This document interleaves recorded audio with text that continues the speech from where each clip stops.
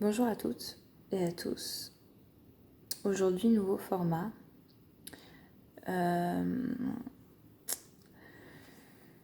Ça sera le mental versus le cœur.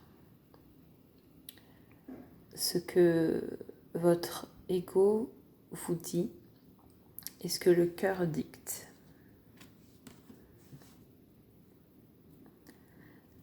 L'ego veut à tout prix une relation, être engagé, se sentir lié à quelqu'un.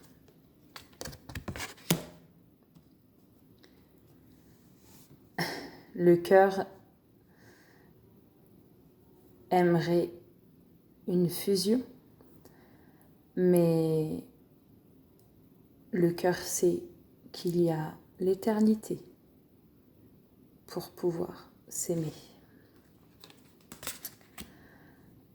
L'ego essaye d'accepter la part masculine et féminine en lui. Le cœur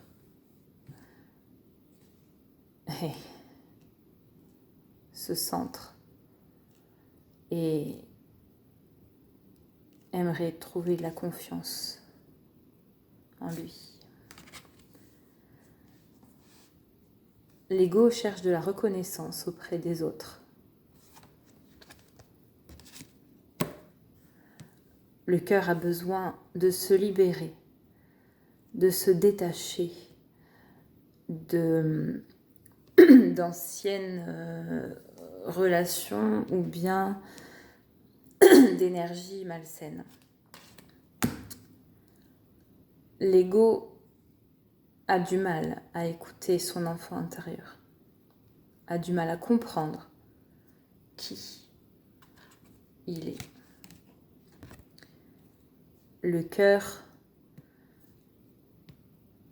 a du discernement et comprend qu'à partir du moment où on regarde soi-même et les autres avec les yeux de l'amour, on ne se trompe jamais.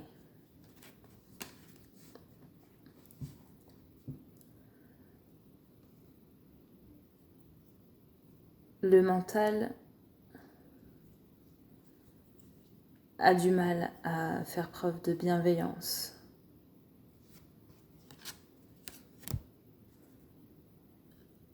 Le cœur sait que vous êtes la source et que la première étape du chemin,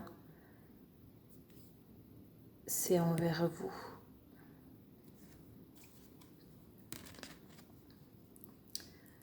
L'ego a du mal à recevoir, à avoir de la gratitude pour ce qu'on lui apporte.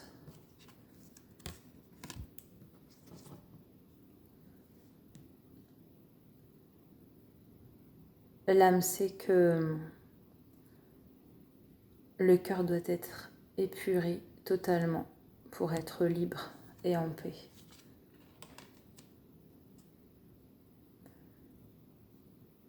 L'ego croit avoir une réponse,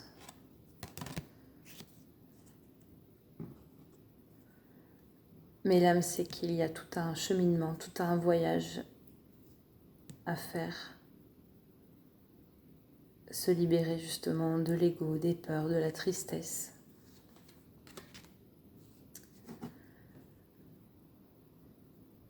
L'ego a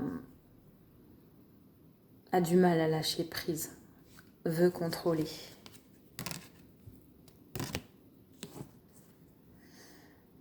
Le cœur a besoin justement de rompre cet attachement.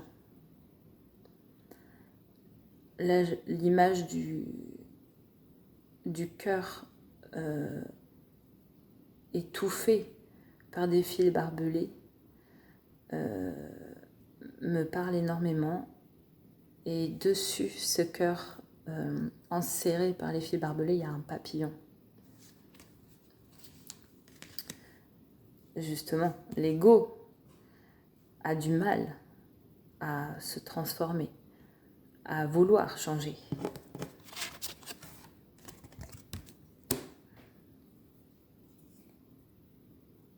Alors que le cœur appelle justement à soigner ces maux du passé, couper avec les lignées karmiques pour pouvoir se transformer et changer. L'ego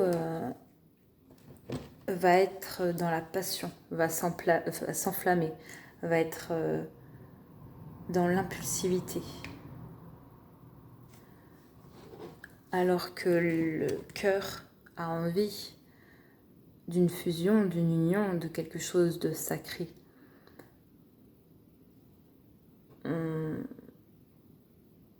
On sait dans tous les cas que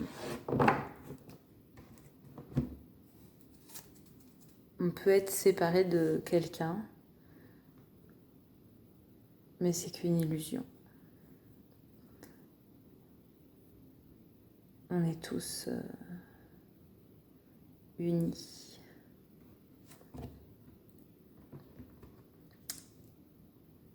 Et c'est à nous d'accepter les différences de chacun.